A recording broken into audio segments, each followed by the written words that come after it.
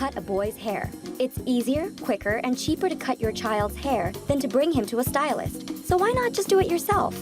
You will need hair cutting scissors, an eye-level height seat for your child, a video distraction, a towel to cover his neck, a spray bottle, and a fine-tooth comb. Optional, a sheet. Hair cutting scissors are sharp, so handle them carefully and keep them out of your child's reach. Step 1.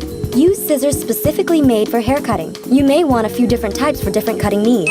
Beveled blades are best for layered cuts because they have one serrated edge. Short blades make it easier to trim around the ears and the back of the neck, and long blades are good for thick hair. Step 2. Sit your child somewhere that puts his head near your eye level, like on a countertop or a stool. Just make sure he's in no danger of falling. You can also sit him on the floor on top of a sheet and kneel behind him. Step 3. Keep him from getting squirmy by putting on a favorite TV show or DVD. Step 4. Put a towel around his neck. Then, dampen his hair with a spray bottle and comb it through. Step 5. Bend his neck forward so he's bowing his head and comb the hair above the neck straight down, stopping at the desired length. Flip the comb up toward you, place the hair between your index and middle fingers, and snip the ends in a straight line. Repeat until all the hair above the neck is the same length. Keep in mind that curly hair dries up to 2 inches shorter, so trim accordingly. Step 6.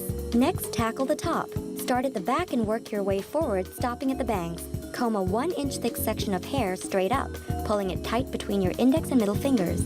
Slide your fingers up to the length you want and snip. Step 7. Move on to the bangs. Have him hold his head straight and close his eyes. Then, comb the hair down over his forehead and trim a 1/4 inch wide section of hair in the middle of the forehead. Use this as your guide to cut the bangs on either side, holding the hair between your index and middle fingers. Step 8. For the sides, go from top to bottom and back to front. Taking sections of hair no bigger than 1 inch wide, comb the hair and pull it tight between your index and middle fingers. Slide your fingers down the hair to the length you want and snip the hair that's below your fingers.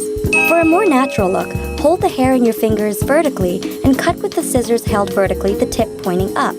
Step 9. Take a step back and look at the big picture to make sure you haven't missed any spots. Now show him how good his hair looks and be sure to thank him for being such a good client.